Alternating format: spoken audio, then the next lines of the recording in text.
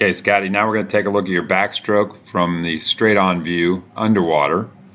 Again, we'll kind of look at the overreach that happens. Your shoulders right here are very flat.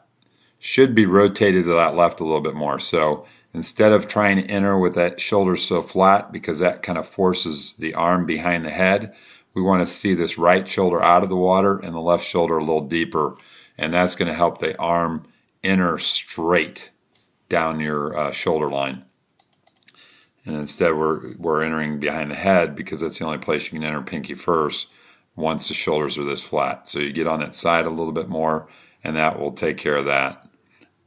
And then what happens is that hand will pitch as it is there downward. So we want to be a little more on our side so our arm to our elbow is there. Now you're back behind you a little bit more, coming down this way. Would be a little bit more this direction already, would have the hand above the elbow instead of the hand below the elbow. And the elbow would be upward towards the surface of water, and it's a little bit more downward. But what's happening is you're pushing that shoulder down now, and it's changing the path of the elbow and the hand, so the hand ends up being a little deeper than what it should be. At this point, you've started back the rotation, and you're in a good position to pull the water. You'll notice on your right side, the shoulder is much closer to the surface, could still get a little bit higher at that point. Could be just a little bit higher out of the water and a little bit lower.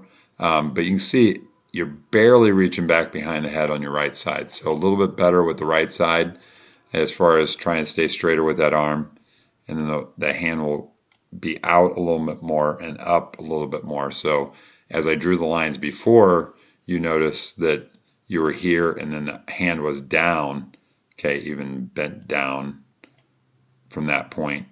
And now it's up, still a little bit of a bend down. We want it still to be coming up straighter, but it's in a better position. So you're getting a little more power on the right side than the left. The catch is happening a little bit better, and then good position there. But then you sweep a little bit lower on your right side. Again, we want to go more towards our hip and then just come down below the hip a little bit better. Again, you can just see as that overreach happens, it's so hard to keep the pinky down as that happens, so the hand will be turned slightly that direction, and it needs to be straight down through the pinky. And it's hard to maintain that. You'll have this little elbow bend, and that hand will be pitched a little bit differently.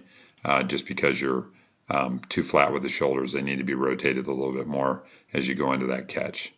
And then a little better on the right side, you can see that, and just again, more behind the head on the left. So we got to straighten out that left side a little bit, and that will help with your catch on that side.